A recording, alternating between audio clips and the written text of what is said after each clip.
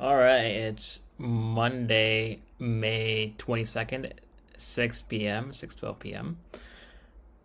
And I'm going to start with a quote as usual before we dive into the articles that I read and prepared for you today. So, here we go. The quote: If we did all the things we are capable of, we would literally astound ourselves. And this is a quote from Thomas Edison.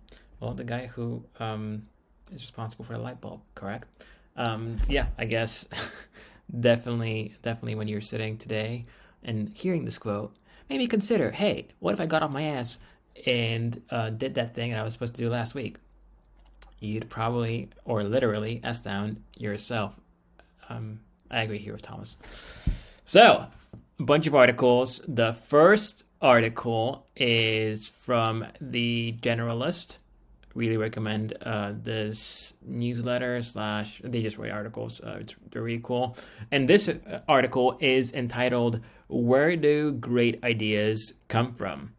7 research studies reveal that people, incentives, and environments that create innovation. It's quite long. I'm gonna go through the 7 briefly and give you a little teaser. Hopefully, you'll dive into this yourself. It's the article starts off with a quote from this business theorist author Peter Drucker.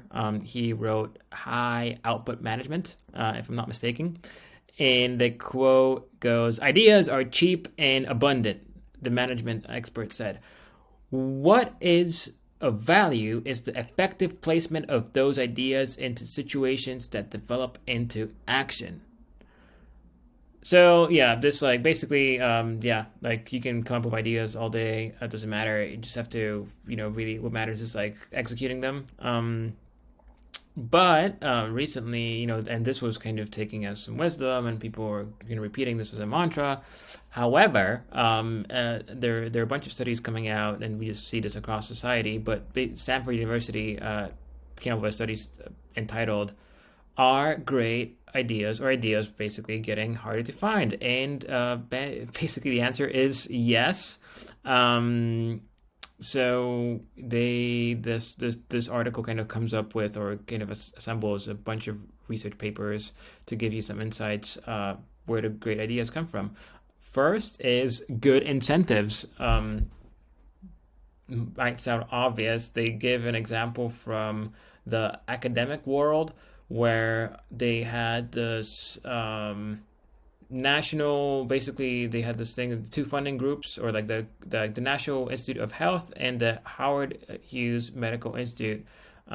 These 2 institutions were funding scientists, and the NIH had a short review cycle and strong emphasis on concrete deliverables, where meanwhile the HHMI was minded toward or is minded toward the long term, with a higher tolerance for failure and a preference for experimentation.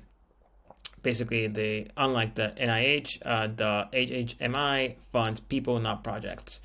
And surprise, surprise, yeah, basically the scientists that got money from the latter institution, they basically got a lot of awards, patents, and yeah, it fared much better. And the same thing goes here. There's another paper, tolerance for failure and corporate innovation, because that's the crux of the issue when we look at incentives. If you're incentivized, like if there is room for failure, this paper found that basically IPO companies backed by failure-tolerant venture capitalists are better innovators, producing more patents. Right, so more room for failure, more patents. The second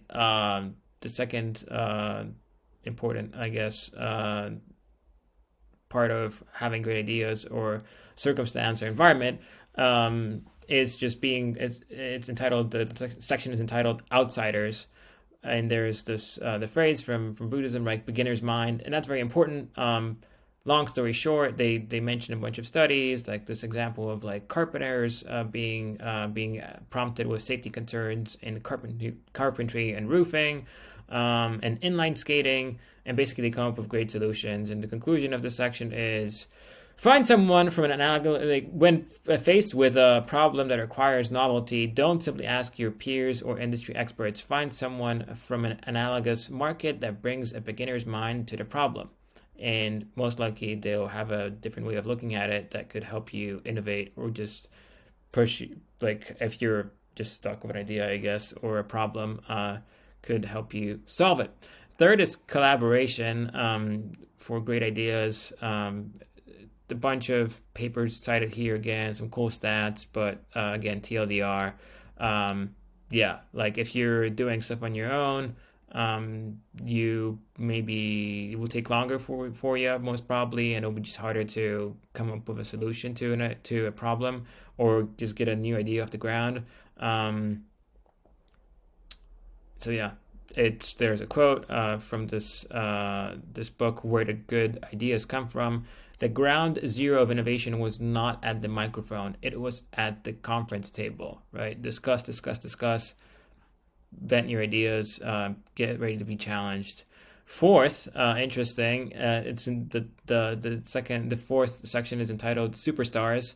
So yeah, like the question, like if when you're thinking about new ideas and trying to just spitball or brainstorm, there is a critical factor of doing it with a superstar, and there this is mainly based on the scientific field, but this is like a good conclusion to the section. While collective reasoning is vital to ideation, exceptional individuals may play an outsized role, and they list some stats there. When an irreplaceable source of idea dies, that loss is felt. I guess no big discovery here.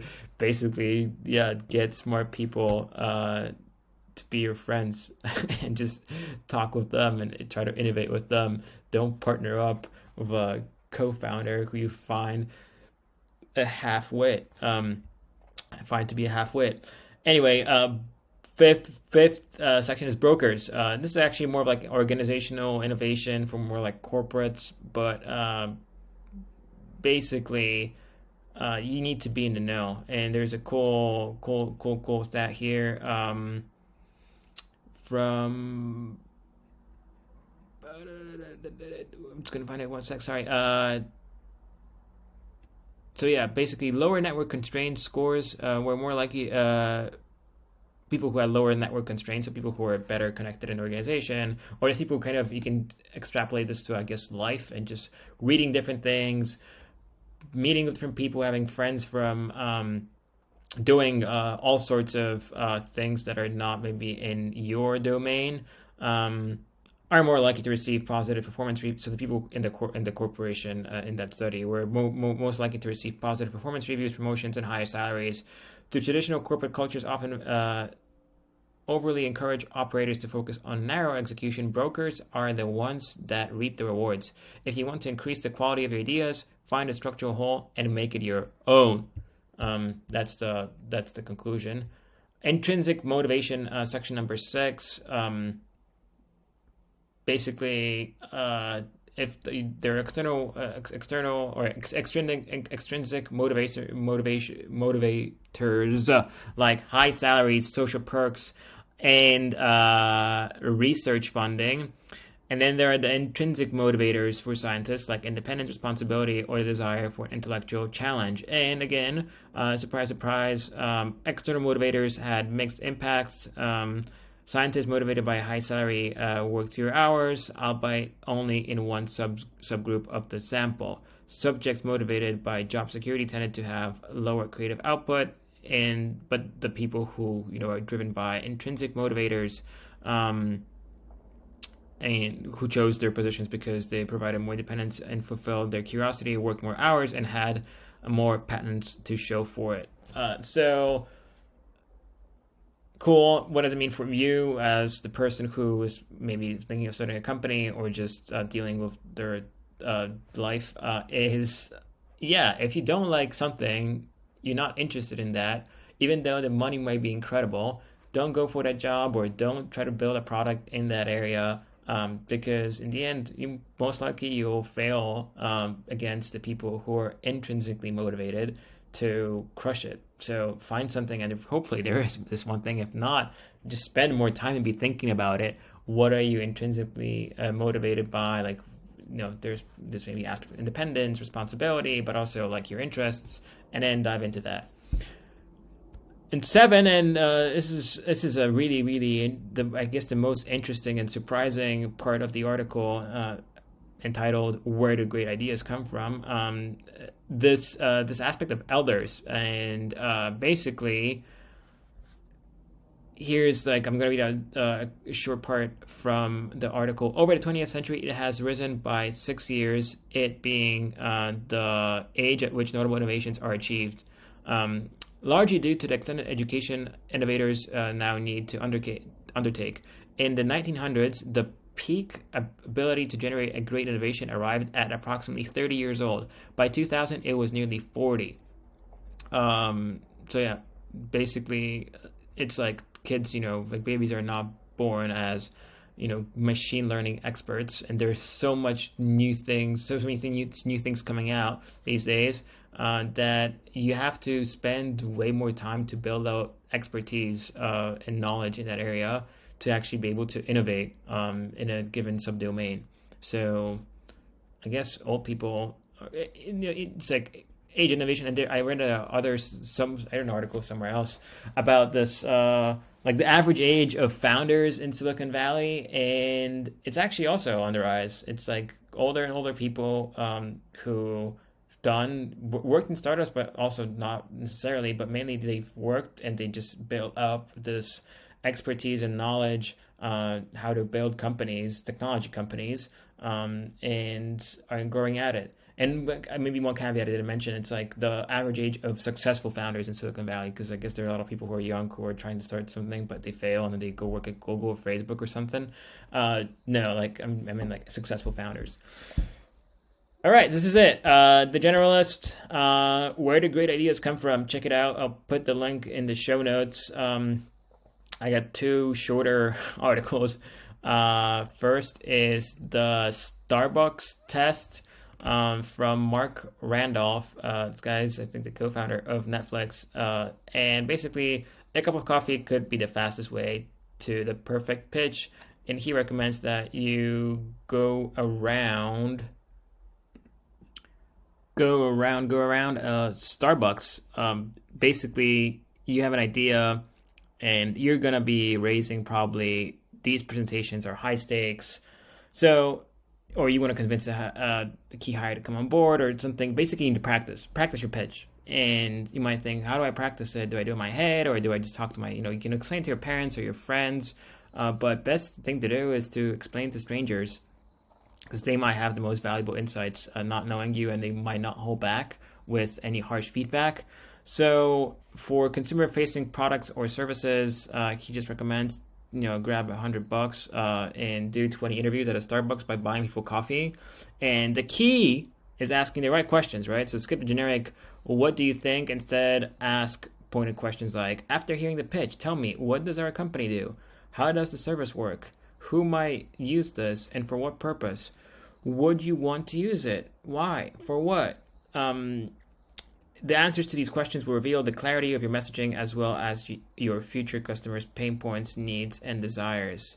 And then he says, like, if it's not a coffee house product, no problem, right? Like for CPG, go hang out at a grocery store, dental products, dentist waiting room. But yeah, the Starbucks test is basically the idea behind it is like practice. If you have like something to if you want to kind of pitch your company, or you have a presentation or anything basically that requires convincing other people, try it with strangers. And the easiest thing to do that, you can either DM your post like a form on Facebook or LinkedIn and hope that people are going to reach out, or just show up at a Starbucks, choose your prospects, and start pitching. And hopefully they'll give you the right feedback. But yeah, I'm just going to add a few more quotes of this article. The best pitchmen continuously hone their spiel by observing people's reactions, purchases, and walkaways. It's a process that every entertainer is familiar with, Even the most brilliant comedians spend countless hours in small clubs workshopping their jokes to create the perfect Netflix special. You're no different. Whether you are trying to land a joke or sell a George Foreman grill, the best way to come up with that perfect pitch is simply practice, practice, practice. The Starbucks test. Pretty cool. That's a medium. And the last article, I found it kind of bizarre, but I guess it's from Business Insider, and the title goes, "Your coworkers don't know what to say to you at work, so they're Googling it." Fuck me. Google search data shows that people are looking up what to talk about at work more than they have in the past 2 decades. Young workers say they've found it hard to navigate small talk with their colleagues from different backgrounds. Searches yield results of conversation starters, engaging prompts, and topics to never bring up at work. So yeah, the article kind of dives into all this thing. There are like these Reddit threads. There are even like special lists for conversation starters, websites. So I guess the issue here is, according to the article, is finding common ground. There are these like Gen Z or 20 people in their early 20s going to work and don't really know what to chat about with, like, say someone goes to finance and they are, I guess, I don't know, black, trans, whatever. Like there are so many these different things, and you go in and work at a bank branch in, I don't know, some small town where most of the people working in finance are also just older, and I guess these people find that that's what they say in the article. They don't feel like there are a lot of older people that work in finance and not many people who look like me. There are just too many differences most of the time, whether it's age, race, or gender. It's difficult to think of what to talk about with them. Okay, there's so many other examples like this in this article, but they discuss like parties and like what to talk about, what not talk about, whatever. Just like show up, say hi, how was your day, and just ask them about their lives. People don't want to talk. They probably, hopefully, they won't. But if they do, they will just get to know them. It takes time, right? But if you're just go and grab lunch with someone, if you feel they're cool, or if you want to kind of build up that intimate relationship, just say hey, instead of ordering on Uber Eats and shoving that salad into your mouth by your desktop. Go outside and, I don't know, walk up to a food truck for 15 minutes and chat with that person. Also, be human. That's my advice. If you're grabbing a beer, just like there's an example. Yeah, my friends would probably say I'm an oversharer, so I'm not always sure how personal I should get with colleagues at happy hour, Smith said. We were having a beer at a bar, but I wondered if I should still speak as if we were in the office. Well, what are you, I mean, are you a robot at the office? Yeah, I mean, you should speak the same, bar or office. That's the takeaway, right? Be yourself. If if you have like 2 beers and you turn into a complete asshole, maybe you shouldn't be at that. You shouldn't be working there in the first place. Yeah, just I guess I feel it for them, like this thing, like what to talk about at work, but just ask, like, how are you doing? And like people say good, I know, like they're not gonna tell you like, oh, I'm in debt and like my girlfriend just dumped me. It's probably not gonna happen in first conversation, but yeah, I don't know, like bring up something like I found this so bizarre, but I don't know. I just thought I brought this up because it was just a bit interesting, and thought hopefully maybe this will make you think. But going back to our quote from the very beginning of this episode, if we did all the things we are capable of, we would literally astound ourselves. Thomas Edison. Well, maybe you're capable of shooting the shit with someone by the water cooler. Anyway, I'll see you tomorrow.